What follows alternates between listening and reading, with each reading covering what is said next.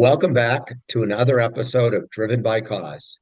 This episode is brought to you by Ariba, the thought leaders behind the industry's only completely integrated and fully automated all-in-one digital fundraising, donor relationship management database, healthcare hospitality, and auction software with one unified database. I'm joined by my awesome co-host, Jay Fisk. Jay, how are you doing today? I am doing great, and I am excited. We have another fabulous guest today.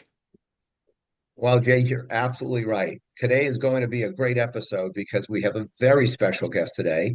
And today's guest is someone who truly has reshaped the global landscape of generosity. And I am thrilled to welcome Sean Hale. Well, Sean, Jay, thank you very much. It's a no, pleasure to be thanks, here Sean. with you guys. And we're equally as excited, trust us.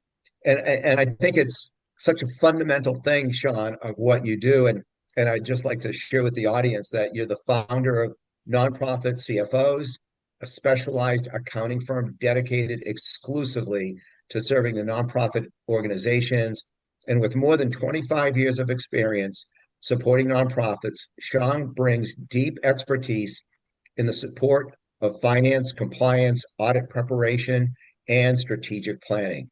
Through Nonprofit CFOs, he's partnered with executive directors and boards to provide outsourced CFO services, financial clarity, and forward thinking financial strategy that fuels sustainable growth. Again, Sean, thank you very much for being here today. It's a real pleasure. I'm excited to get to talk to you guys. Well, we're happy you could be here with us. So let me get started, Sean. Could you share with our listeners some of the information, a little bit about yourself? And I think that's really helpful. And then how you got started in the nonprofit industry, focusing in nonprofit CFOs. Yeah, well, that story technically goes back to when I was 8 years old. That's when my mom got a job running a nonprofit, and I spent a lot of time in that nonprofit as a kid. And then my first job, actually like a W-2 and getting a paycheck, was pushing a broom and vacuuming and cleaning toilets, basically custodial work at the nonprofit that my mom ran for 30 years. Oh, Then wow. fast forward a couple of years, and in 1999, it was my first nonprofit job, and as an adult, and I've been in the sector ever since. I spent a little over 20 years as a nonprofit employee, and then for the last six, I've been running nonprofit CFOs, and been a lot of fun. I get to hang out with really nice people and who are doing things to leave the world a better place. And what more could you ask? The old saying, you don't get a second chance to make a first impression. So when you first look at a nonprofit's financials, what do you learn immediately about that organization and its financial health? You know, that you can certainly tell a number of things from their financials. It doesn't tell the whole story, but it can help you begin to formulate questions and or sometimes to recognize, oh, there might be a yellow flag here, or maybe even a red flag, right? Yeah. And so there are certain things that I look for, Jay, like days of unrestricted cash on hand. Um, do they have more debts than they have assets? That would be probably a cause for concern. Um, what how quickly are they closing the books at the end of the month? Because if they're taking weeks and weeks and weeks to do it, then that probably means that management is quite possibly flying blind when it comes to the finances because Mhm. they don't have that contemporary, just kind of real-time financial information to help guide good decision making. And the question also gets me thinking back to an organization that I once got to work with where I couldn't make heads or tails of the financial reports. And so I took him to a buddy of mine who's an auditor, and he couldn't make heads or tails of them either, even to figure out like, well, how much cash do these folk, how many days of cash do they have in hand that isn't restricted? Neither of us could tell with any certainty.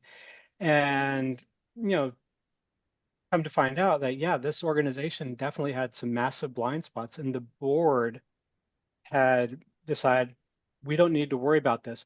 We got this guy and this guy knows, and he's keeping us on track. And I'm pretty sure that guy did not know nearly as much as he thought he did, or as much as the board did. but he sure wanted them to think that he had it all under control, but come to find out that he didn't. And that's a really dangerous situation. And Yeah. that guy at that organization, because when everything depends on that one person and they're the only person who knows how to read the tea leaves, Right. a lot depends on that person's personality. Are they heavily fiscally conservative? If so, they might prevent your organization from doing the great things it needs to do because, oh no, that's too risky. Yeah. Or if that person is fiscally irresponsible, they might have you doing things that really you should not be doing and could cause you to Right. crash and burn. And so you never want to have a situation where only one or two people Yeah. are the ones reading the tea leaves. That works best and the organization can function best when it's a team sport. When the board members all have a good understanding of the organization's financial health, when the staff leaders have a good understanding, and if there are other key stakeholders, why shouldn't they have a peek at that too? It could also be that that guy had a guy. It could be too, it could even be worse.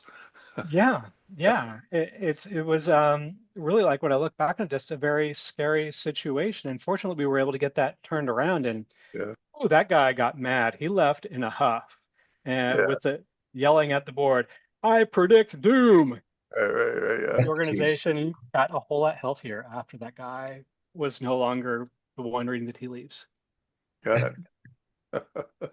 Yeah. Which is good. But Sean, that brings me to something else in today's conversation. And as we've seen, many nonprofits are operating increasingly in unpredictable environments, and we've all seen this today. And it's changes and shifts. We often hear the terms like stable or resilient used interchangeably today. From your Mhm. perspective, what is the true difference between being financially stable and being financially resilient as a nonprofit today? Yeah, that's such a neat thing that you've picked up on, David. And for me, stable is kind of a squishy word.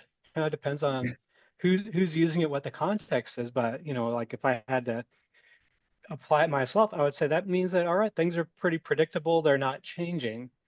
But any nonprofit leader who might boast about a large organization is stable, gosh, I would wonder, is it potentially fragile?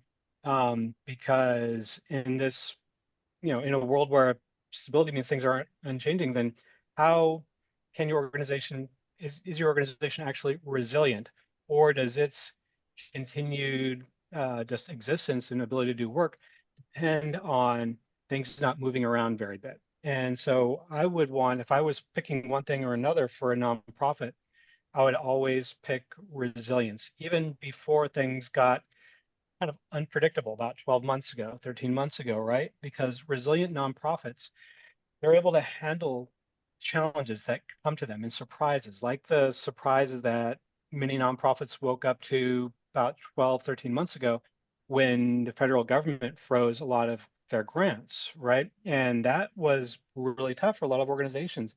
Many of them suffered, many of them had to make massive cuts, some of them closed. Um, and the ones that did better were the ones that had reserves. And the reserves that your organization has is one of the fundamental measures of your resilience. Because when you have reserves, you're able to actually adapt and change when you get hit by those surprises, right? An organization that isn't heavily dependent on just one big revenue stream, like the federal government, is also one that's going to be more resilient. And you can also, when you have resilience, especially in the form of reserves, then you can have other kinds of surprises as well, like leadership transitions. Sooner or later, your executive director is going to be moving along, right? And hopefully, if they're doing a great job, it's decades in the future, but sooner or later, they're going to move along. And same is true for your finance leaders and other key people in your organization. Do you have key financial accounting processes documented? If you don't, you're not resilient and you might be one heartbeat away from a crisis of not being able to pay your staff because only one person knows how to run payroll. Um, Reserves are also helpful so you can bring that interim leadership, right? You don't want to have your nonprofit doing without uh, a, CFO or a CEO for months and months on end. And so with reserves, you can afford to respond to that surprise by, you know what, we're going to bring in somebody to make sure that all the key things keep happening. Um, that's what those kind of words bring to mind for me. Yeah. Great, You thank know, you. in our world, we all deal a lot with events, and those events can be a very big share of an annual budget for an executive director, and it could cause them to feel some math anxiety. How can nonprofit leaders overcome that mindset of math anxiety, and what are some 3 to 5 maybe metrics that every nonprofit leader should understand without hesitation, and probably especially if their money comes in clumps? Yeah, no, thank you for that question because that's very often the elephant in the room that people just don't want to talk about it. And in my experience, very few nonprofit executive directors come from the administrative side of the house, and that's okay, right? That they come from programs or fundraising, that's the thing because if that's a good thing because if really if I could only pick one of those skill sets to have in that chair on the bus, I would pick programs or fundraising. We want to have that, but that doesn't mean that they can kind of close their eyes and forget about the financial and administrative side of the house. When they do that, they do it at the peril of the organization and of their own leadership. And so, for one thing, I would certainly wish for every nonprofit leader that hasn't had already good financial literacy training. And by that, I don't mean the kind that tries to turn you into a CPA. I've seen a bunch of those when people sign up for nonprofit financial literacy training. More often than not, it's that kind of thing. And the person wants to talk at you about debits and credits and net asset roll forwards and terms that are going to be less helpful to you in a leadership role than things like how to manage your financial and accounting staff, how to manage the financial conversations and dynamics with your board of directors. How do you ensure that the top leadership of the organization are all pulling in the same direction on your budgeting process? Having a healthy budgeting process can make such a big difference in an organization. And how do you make sure that your key financial data, those reports, are going to be welcoming and accessible rather than magical tea leaves that you need some guy to interpret for you, All right? right. And so that's the kind of training that I certainly hope for every executive director and anybody else who is going to be in one of those top leadership positions. And you asked also about the key metrics for organizational financial health. And, the top one for me, and I would think for just about any nonprofit except for maybe funders, would be how many days of unrestricted cash do you have on hand, right? If the spigot got shut off tomorrow, when would we run out of money? Because Mm, that can tell you how resilient you are. That can tell you, yeah, how far you might be away from a crisis and inform how can you respond to those surprises, right? I would also look at um, budget versus actuals, right? We budgeted for $1 million in revenue and $900,000 in expenses. And are we on target for those?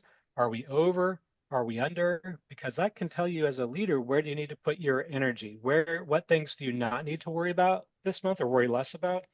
And what things do you need to go, oh my gosh, individual giving is down 20%. If this is an ongoing trend, we're going to be in trouble come December, right? Yeah. And then on a similar note, being able to compare last year versus this year, right? And so we're in February right now. So like at next month, a leader being able to look at how did we perform in February last year with our revenue and expenses? How did we do this year? Because that can also inform things like, gosh, what might be changing around us? What might we need to wow. adapt to? And let's deal with it now while it's small, rather than in 3 or 4 months when it's turned into a big monster. Yeah, and Sh- they're not like commercial entities. They can't project inventory and sales on a weekly and monthly basis because they know from the stores they feed or whatever that they usually take so much inventory. But in the nonprofit space, it's so cyclical sometimes based on season, and sometimes it's based on specific events, and sometimes based on when the grants come in. And like you said, sometimes the money they depend that doesn't come in. So you got a lot of varying factors feeding the pipeline more so than a lot of commercial for-profit businesses. So it makes sense. Yeah. Yeah, Sean. Yeah, I think we could talk about that subject Yeah. very a lot more on that front because I do believe one thing that you can project in the nonprofit space. I do believe that if they really understand the numbers and truly understand the numbers, that's why it's important. If they are trying to get grant money and it's that percentage, then they need to know where they are early on, right? Yeah. If they run events and they know they rely and they need to know what their percentages are for that.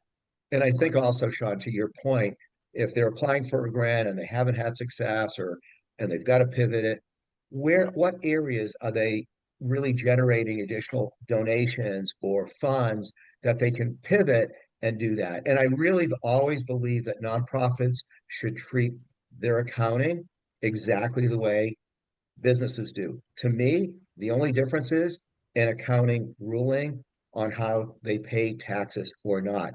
Other than that, they should run this exactly like any other business in America. And if they're not, I would go back to you, which leads to my next question. Strong revenue numbers, which, maybe they just got a grant or maybe they just had a major event. And strong revenue numbers can really create the sense of confidence for the boards and for the leadership teams. However, this doesn't always reflect the full financial picture. And sometimes the warning signs show beneath the surfaces long before they're really obvious, right? Because, hey, we have this much cash in hand, but there are other things. And from your experience, Sean, what are some of the early indicators that you have seen that organizations really show financial health that may be deteriorating even when the revenues appear strong? Yeah, yeah. Well, thank you for that setup on that. And, I think a piece of it comes down to sometimes you can even have dueling sets of information. So, like for the number one example for me, and the one that I would certainly worry about the most is you might have your donor database, right? Saying, hey, we got in record amount of pledges last quarter. Hooray for us. Let's go have a party and we'll take the next month off because we're just doing so great. Go and look at the accounting side of it, and cash is going downhill. And that's because of the difference between getting a pledge, whether it's a grant or an individual gift, and actually getting the cash in hand. And so that can be one of those areas where things start to separate and where you definitely, as a leader, while it's great to celebrate that, hey, we got $1 million in pledges last quarter, that is absolutely cause for celebration. At the same time, if you're not getting the cash in, you could be in a lot of trouble, right? And so look at accounts receivable on the balance sheet, right? And if that's getting bigger and bigger, whether it's because of pledges or it could also be like if you are doing a fee for service kind of nonprofit, maybe you're running a clinic and you charge the people that come to your clinic a certain amount of money, but they're not paying it, you might have a problem in collections. And that's going to create a problem for you in cash down the road. The second thing I'd look for would be accounting shenanigans. And these are, even just thinking about them just feels a little bit icky to me. Things like slow paying vendors, right? Instead of paying them the week that the bill comes in, like, oh, we're going to wait 2 weeks or 4 weeks or 2 months or 3 months. That's the kind of thing that can mask financial difficulty for the organization that organizations often do when they start running low on cash, or similarly, building up that credit card debt. Um, or the one that especially feels icky to me is misusing restricted funds, whether Mm. it's a government grant or even an individual donor who gives you money for one thing and you're using it for another. Yeah. That's a big warning sign. You can get in a lot of legal trouble. It's morally problematic. And at the end of the day, you just shouldn't pay staff with money restricted to go and build a playground. Yeah.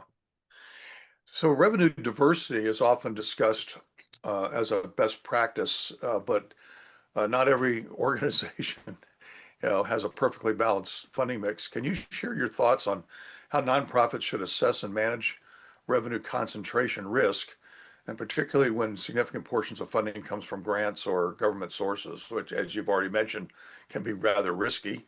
Uh, not necessarily, you wouldn't think that, but obviously we've been proven differently recently. So what's the tipping point where concentration becomes vulnerability?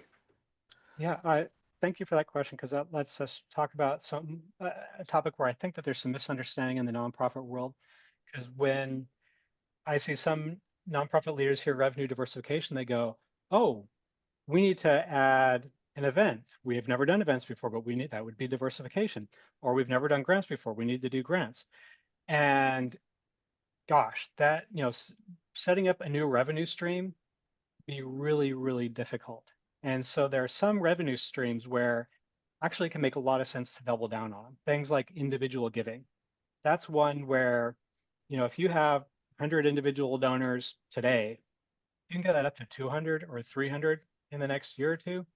That's good, because even if one or two of those donors doesn't give like they gave last year, doesn't follow through on their pledge, that's unlikely to cause difficulty for you.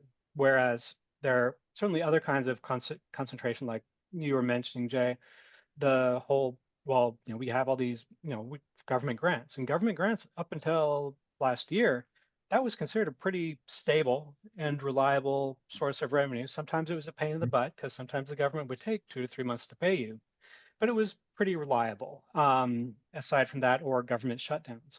Um, and these days, though, yeah, certainly I would not put all the eggs in that one basket, and partially because if you look at diversification as being about entities that you're getting the money from, that's, I think, where you really want to diversify. And the federal government is one entity. And so the thing that I would do if I were trying to assess kind of from the leadership point of view, like, are we too dependent on this funder, or how do we get out of this? Or are we in danger? Is doing a thought exercise, right? Who are our top three kind of entities that we're getting funds from? And what would happen if that entity just disappeared tomorrow? Yeah. Are we resilient? Could we make it another week, another month, another 3 months? Hopefully, we could make it long enough that we could make some strong strategic decisions and not just make those rushed panic decisions, if that makes sense. Like the Yeah. organizations, we roll back the clock to 6 years ago with the pandemic, and organizations that didn't have much resilience, didn't have reserves, they panicked. They started laying off their staff like that, right? And hitting the brakes really, really hard. The organizations with more resilience started slowly putting on the brakes. And then the government came along with like the Paycheck Protection Program and other means of support. And so the organizations that hadn't slammed on the brakes were able to keep things going and deliver on their mission at a much higher level. Does that make sense? Yeah, it does. It definitely does. And this is good. This is some good stuff. My pleasure. Yeah. Hey, Sean, as you're bringing up uncertainties, and today, there is so much financial uncertainty facing nonprofits today, continuously. And proactive planning, and I really believe in proactive planning, has never been more important than now. I mean, we can always say that, and I love your word continuously saying resilience, right? Yeah. But how should a nonprofit use forecasting to model risk scenarios such as delayed grants? And we know that's happening all the time right now, right? Donor attributions, unexpected expense increases before they even become a crisis. And how frequently should leadership teams update forecasts to stay ahead of disruption? Yeah. That's I like that question a lot. And it's one again where like, I'm sorry, but the answer is a little bit of it depends, right? And what works for one organization might be a little bit too loose or too rigid for the next organization, right? And so certainly in my experience, forecasting becomes more valuable, more necessary, the more your organization has complicated revenue streams, right? Where you have multiple revenue streams, where revenue is risky also, right? Because there are some revenue streams that are more risky than others. Also, sometimes revenue can be inconsistent, right? If it's seasonal or sometimes just unpredictable because your three biggest donors are all eccentric wild cards and pretty confident they're going to write you a check again this year, but you don't know if it's going to be in January or in December. Um, that would be a reason to do more forecasting, doing it more often. And one thing that can also drive this decision making when you're building your annual budget, and if you only build it as a annual thing, then you might show that, gosh, we have a surplus, we're going to run a profit this year, and that's great. Let's pat ourselves on the back. But when you break it down by month, you might see, oh, there's a mid-year cash shortfall because our revenue is going to be slower over the summer and our expenses jack up over the summer because we're training a lot of people who are going to be doing work in the fall or whatever, right? Yeah. And so you might see, oh my, when you look at it that way and you're starting to get in that forecast mentality, you might go, oh my gosh, we're for the year we're good, but July is going to be really tough. So how are we going to adjust, right? How are we going to adjust our expenses? How are we going to adjust our fundraising? Are Yeah. we going to go out and get a line of credit? And if you're going to get a line of credit, do it when you have money in the bank, because the bank is going to give you a much better line of credit when you come to them without two nickels to rub between your fingers, right? They Yeah. want to see that you are healthy financially. That's when they're most likely to be generous with you. That leads right into our next question, and that is that nonprofits often deal with delayed grant reimbursements and multi-year pledges that may or may not, get funded, and restricted funds and seasonal giving patterns and things you just alluded to all of that. So it's entirely possible to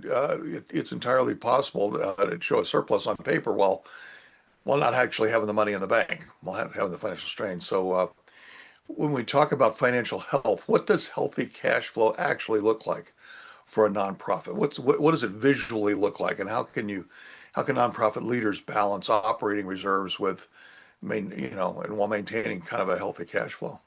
Yeah, it's a tough question, especially for founders, but also for the big-hearted people who we want in leadership positions, right? We want those big-hearted people leading our organizations, but at the same time, that big heart can end up feeling a big pull and tug to invest in programs and not in the organization's resilience, not in having that healthy cash balance so that it can be resilient.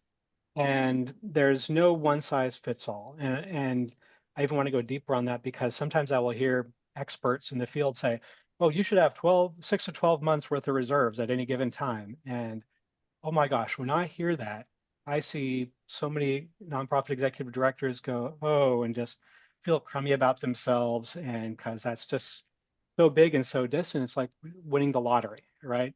That feels like a goal to me that is not fair and really not necessary for most organizations. A few of them might actually need to get to 12 months, but I would put a more modest goal if for an organization that didn't have much in the way of reserves. And I would start with, can we set a goal of getting to 3 months of cash reserves? And basically what it costs to run the organization for 3 months. And that we're going to do that over multiple years because that can be daunting to get to that much money even over 1 year or 2 years. And so instead, I would kind of write a prescription for, unless your organization is actively in crisis right now, to aim to budget to set aside 2 weeks worth of expenses every year. And so that's basically take your annual budget, divide it by 24, and can you put aside that much cash? Can you have a profit or a surplus that big? And like for a Yeah. $1 million organization, that's 40,000 bucks. And if you can do that for 6 years in a row, there's your 3 month reserve. And that's there to give you that Yeah. resilience that we've been talking about. But Yeah. Rome wasn't built in a day. Treat it like you would an elephant, right? You eat Yeah. an elephant one bite, as the old joke goes, eat it one bite at a time. Love You it. know, Sean, I'd like to pivot to the board's role in financial health. Yeah. And what should a nonprofit expect from its board in terms of a lot of different things, like financial oversight, defining acceptable risk, protecting long-term sustainability. How can leadership intentionally design governance processes to make sure those responsibilities are fulfilled? Thank you for bringing them into the question because at the end of the day, David, the board is where the buck stops. And the tricky thing that I've seen in my experience is that the board is going to do kind of what you recruited them to do. And so if you recruited them with the message of, this is easy and we're all friends here and I'm the fun founder and we're going to get together and have wine and cheese every month at these meetings and you'll rubber stamp a few things. Well, that's what they're going to do.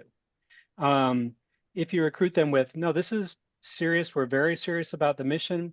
As a board member, we expect you to be doing certain things, whether it's raising money or bringing donors to the table or organizing the gala or volunteering in this way or whatever it is. That's a different kind of board, and that's one that's much more likely to be engaged. And it's tricky we when an organization switches from one model to the other, right? When it switches from that, usually more often the founder board, to being that board where no, we actually need you all to do some work and help out. We need your help. And there's an organization that I got to work with once where I saw they did this well. And they did it with baby steps. They recognized this was a founder recruited board. They were there not literally for the wine and cheese, but kind of for fun and games a little bit and a little bit of governance. And so there were a lot of intentional steps to kind of clear the way for folks to everybody to be on the same page with what the new board is going to look like, how it's going to govern, what the expectations were, to create a dignified off ramp for the folks who weren't on board with that.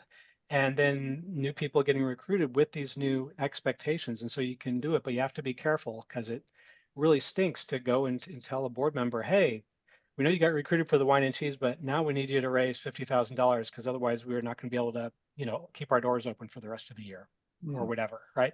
That's not a message that resonates with board members. Not something that usually inspires them to give, or if it inspires them to give, they'll give once and then they're done with you, and that's not the relationship you want. And so for me, the ideal board, they see themselves as the moral and legal owners of the organization. They're different from business owners in that they shouldn't be pocketing the profits, but they should see it with the same seriousness that they would if it were like their family business and if their family's well-being and livelihood depended on it. And a piece of that is being engaged in the finances. And so that you might say, well, gosh, all of our board members, their eyes glaze over when it's time for the financial reports. Yeah, I know. And that it doesn't have to be that way.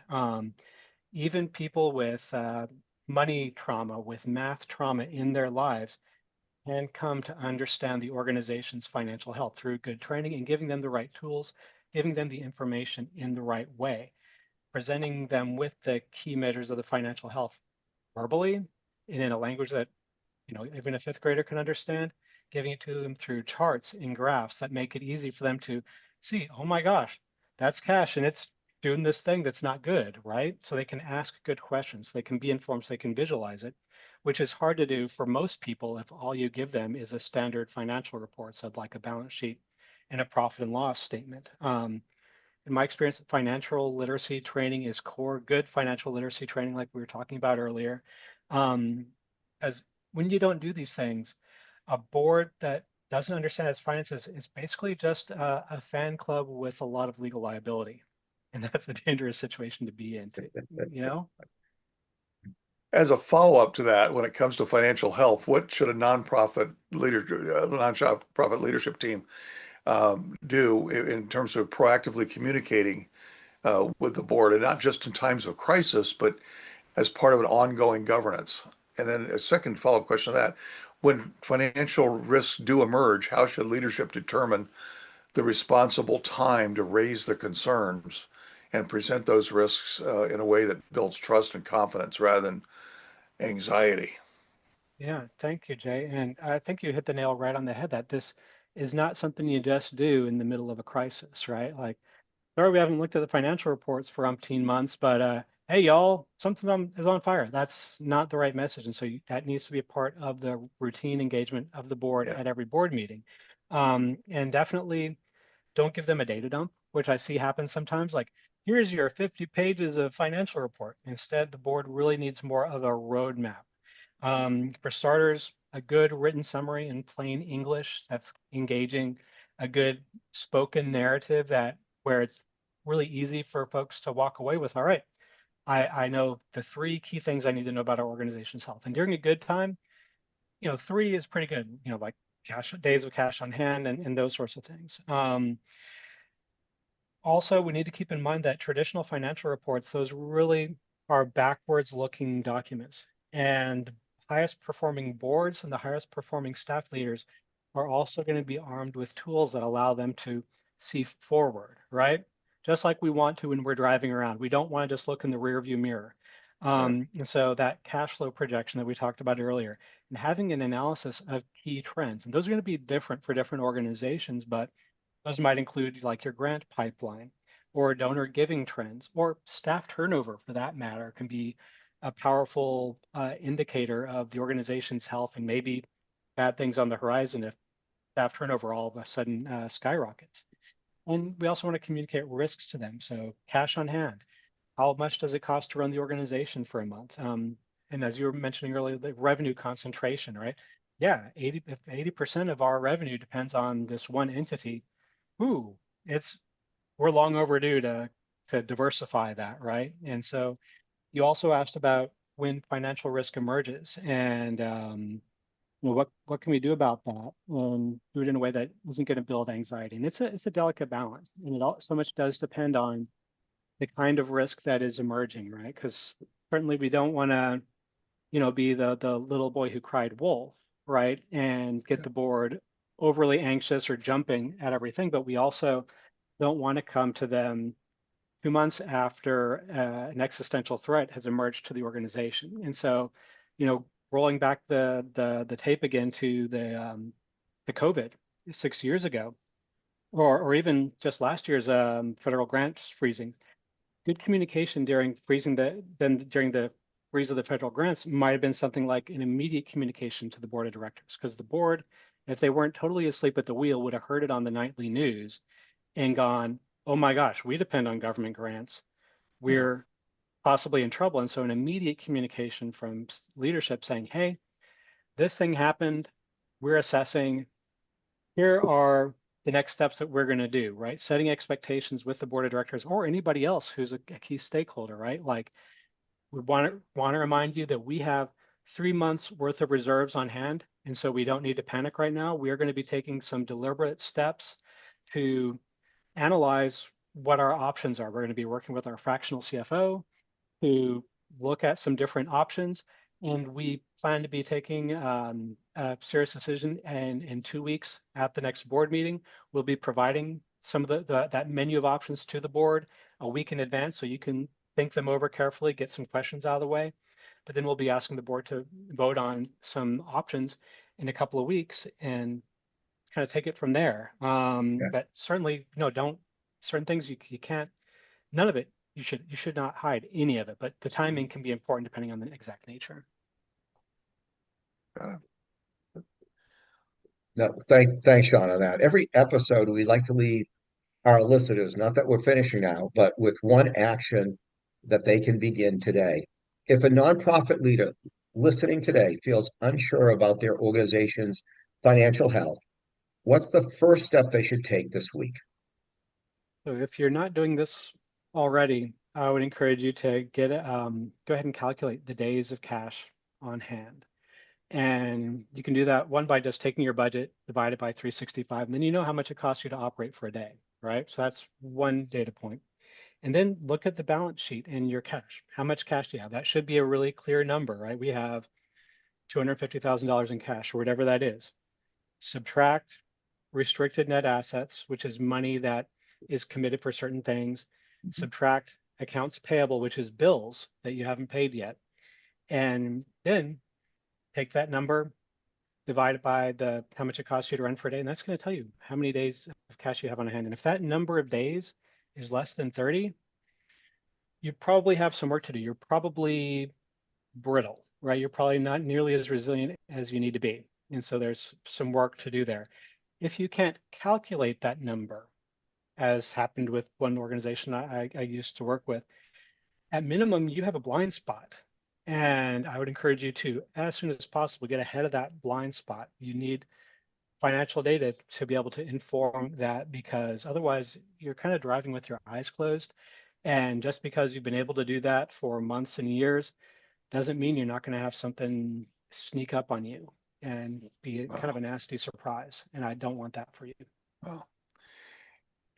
you have given nonprofits some tremendous financial advice today, but we always like to let our listeners get to know our guests a little bit more on a personal basis. So we've spoken about your work, but we're curious to know what is something that might surprise our audience about you that they were they to find out.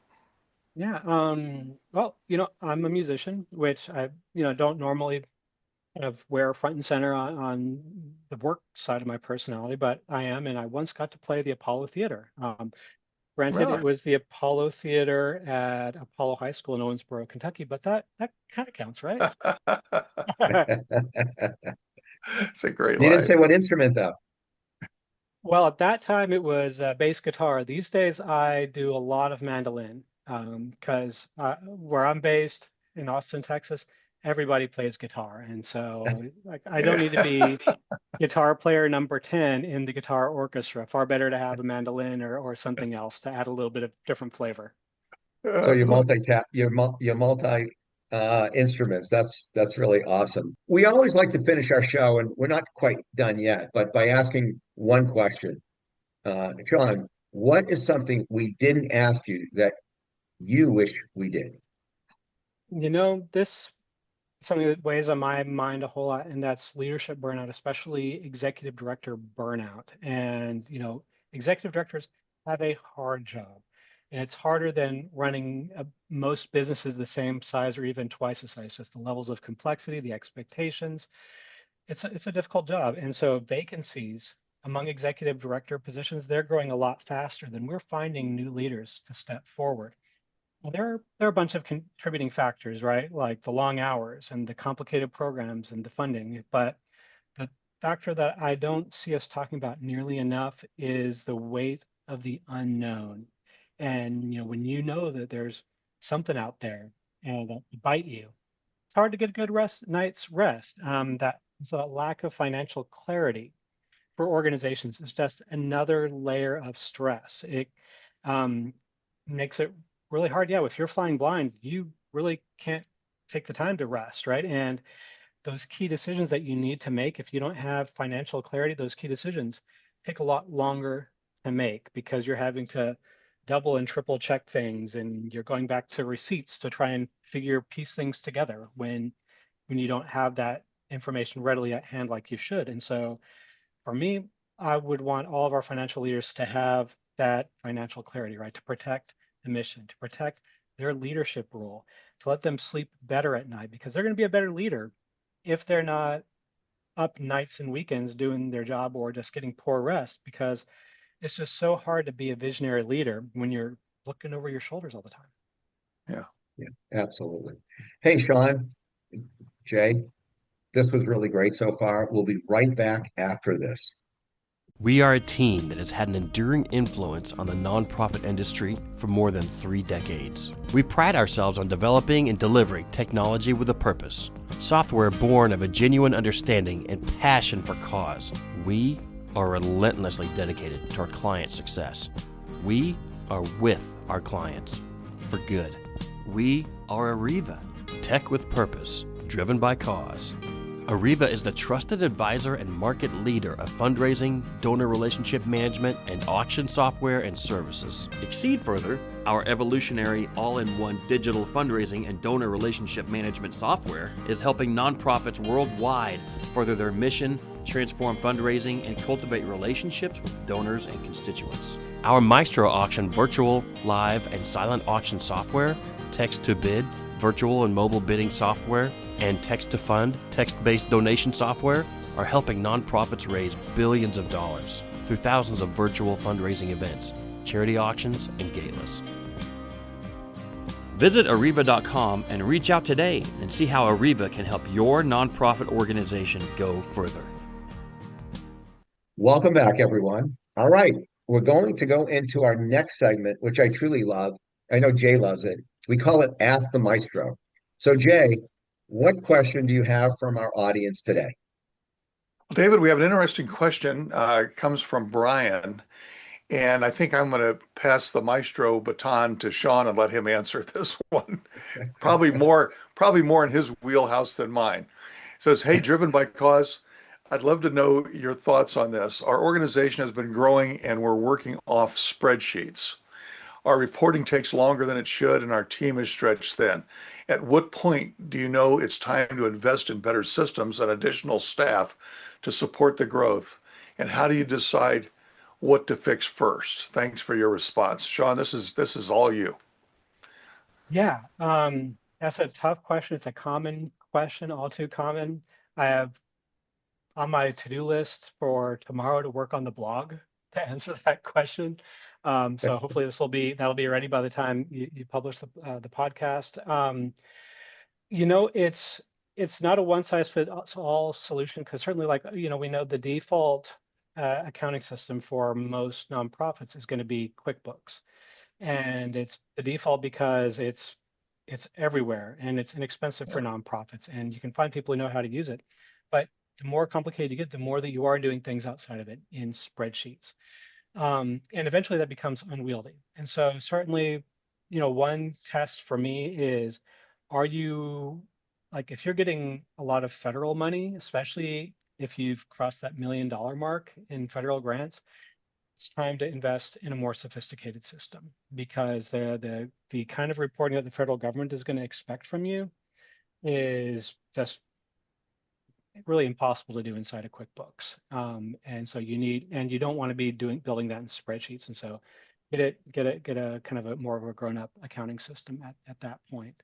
And otherwise, gosh, it is kind of a careful balancing of the cost and the benefit of switching over to that Yeah. new system, whatever it is. And it can be pretty expensive in terms of time and training and other investments once you leave the QuickBooks ecosystem. And there is one accounting system that I know that's fairly affordable that starts to get you into the fund accounting world. But eventually you'll have to upgrade to something like a Sage Intacct or one of the other big players. And that's a massive investment. Great answer. If someone wanted to reach out to you for some advice, maybe give you a picture of where they are now, would you be able to assist them in directing them? Oh yeah, yeah. In fact, that's a kind of a service that we would do regularly, right? Okay. Because yeah, eventually you outgrow QuickBooks, and that's a good problem to have, right? Yeah. That you are no longer the organization you were 10 years ago. Right. But you have to upgrade your tools as you move forward, and that's so yeah. We can absolutely help them diagnose that, yeah, you've passed the line, past the time where you're getting good return on the investment of QuickBooks and you're just spending too much time in spreadsheets. Yeah. Here are your options. If you need help implementing, we're happy to help because sometimes that staff is they're running at 100 miles an hour. They can't take on an implementation and do this other stuff. So we've helped Yeah. organizations do that and kind of smoothly get into the new system without kind of redlining their existing staff, which you don't want to do. Well, I appreciate the answer. And if you'd like, if those of you listening, if you'd like to submit your questions for our next segment of Ask the Maestro, feel free to do that. And who knows, we may be asking your question in the next segment. Hey, Jay, that's great. And Jay, again, thank you. Sean, it was a pleasure having you with us today. And it was really such a treat. And I know you and I got to talk previously, but this was extremely insightful. And I really appreciate it. Thanks so much for all of your insight, all of your advice to our listeners. Thank you. And I just really love that you are helping out so many nonprofit leaders to up their game and do their job, hopefully with more impact and fewer nightmares, late nights, and weekends. On a side note, I really hope we had a lot of listeners here because I really believe Sean, yourself, nonprofit CFO, adds a lot of value, and you're not hiring Deloitte, and you're getting that service that is really second to none. And I know as Ariba will be recommending and promoting this because we really believe in you and we really believe in the company. With that being said, I just want to thank all of our listeners for joining us today.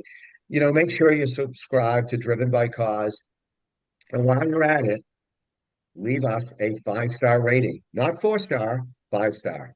I also want to give a special thank you to our amazing sponsor, Ariba. And thank you to all the fantastic listeners.